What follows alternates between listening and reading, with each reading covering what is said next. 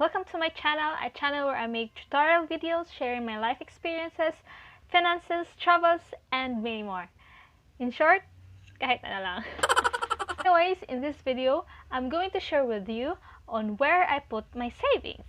Yes, savings guys. Diba guys, saan nyo ba nilalagay yung mga savings niyo? Sa mga wallet lang ba? O kaya naman, sa alkansya?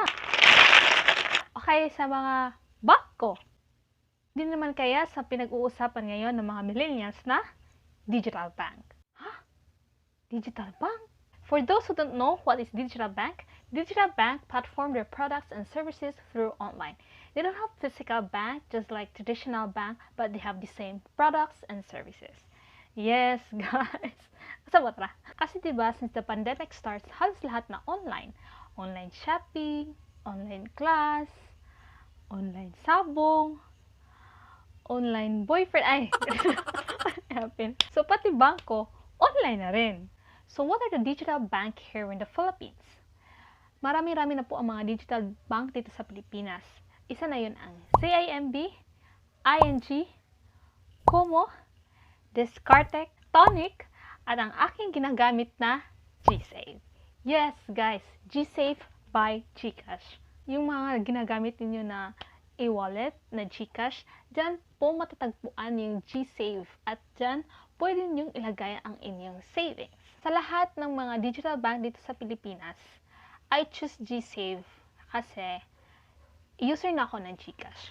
So, ba't pa ko lalayo, di ba? Tsaka, unti lang naman yung savings ko, so hindi ko kailangan ng maraming digital bank. So, maganda ba yung GSave? Yes, for me, maganda. And I have 3 reasons kung bakit siya maganda. First is very convenient sa pag-deposit ng pera at pag-withdraw. Kasi 'di ba, kapag nag-deposit tayo sa mga pera natin sa mga traditional bank, sobrang tagal. Kailangan mapapumila, tapos maghihintay ka pa ng mga ilang oras. Tapos ngayon pag pupunta ka ng bangko, is sa labas ka maghihintay kasi 'di ba, pandemic, social distancing. But dito sa GSave, wala pang 1 minute, guys. Deposited na yung pera niyo. As in, ang dali lang. Yung pag-withdraw, madali lang din. And the second reason why maganda siya, kasi there's no initial deposit and no minimum balance required. Kahit zero pa yan, walang charges yan, hindi kagaya sa mga traditional bank na kapag below minimum is magcha-charge ka ng 300. No, matcha-chargean ka ng 300, di ba? So sad.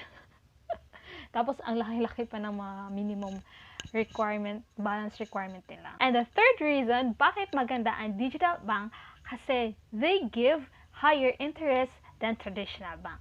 Yes, guys, traditional bank lang po yung bangko ko na M, M is, they just give 0.06% per year lang.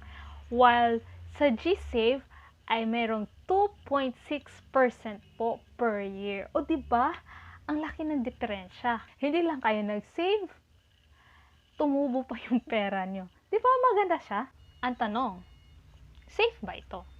GSave is powered by CIMB and CIMB is one of ASEAN's largest bank. And ang CIMB at ang GSave ay regulated ng Bangko Sentral ng Pilipinas and insured by PDIC up to 500,000 pesos. Kaya guys, guaranteed po ito at safe po ito.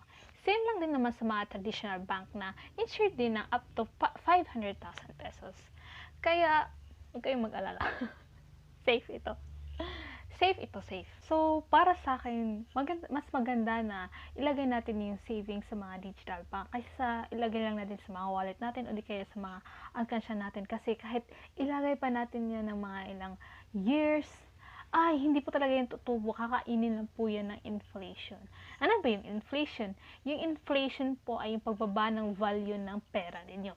Halimbawa, pag meron tayo, yung 1,000 peso, mga past years, ay makakabibili pa kayo ng 10 kilos na bigas. But ngayon, ay only 6 kilos na lang. Ganun po ang nagagawa ng inflation. At ang inflation rate yata per year ay nasa 3% at kailangan po natin i-beat yun. Well, hindi siya umabot ng 3% yung interest rate ng GSave, but at least, di ba, humabol ng konti. Unlike sa traditional bank na talagang sobrang layo. Kasi sabi nga nila na do not just learn how to save, but also learn how to grow your money without doing nothing. At isa po ito sa mga way kung paano mag-grow yung money ninyo na wala kayong ginagawa. Bago lang po ako nakapag-open ng account sa GSave, mga 3 months lang po yata. At noong una, unti-unti, mga 2K lang yung inilagay ko.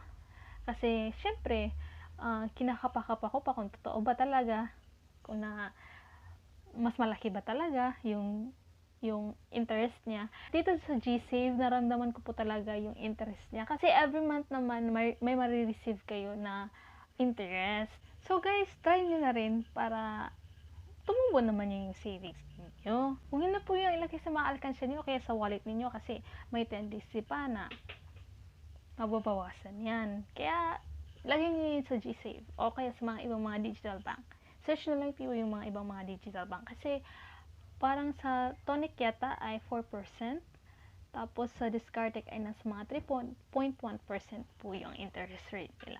So ayun guys, that's all for today's video. I hope na meron kayong natutunan. And if you find my video informative, please like my video and share it to your families and friends para sila rin ay malaman nila yung mga ganitong opportunities. At mag-iwan ako sa inyo ng isang quote galing sa Rich Dad Poor Dad na libro by Robert Kiyosaki na it's not about how much money you make, but it's about how much money you keep.